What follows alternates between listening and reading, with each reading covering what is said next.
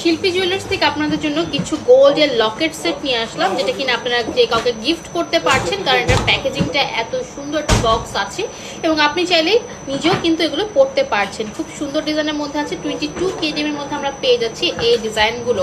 শিল্পী জুয়েলার্সে অবশ্যই চলে আসতে হবে, কিংবা আপনি কিন্তু আমাদের অনলাইনে অর্ডার করে ফেলতে পারছেন। এইটা দেখি আমরা, এইটার মধ্যে টোটালটা আমরা পেয়ে যাচ্ছি স্টোন ওয়ার্ক।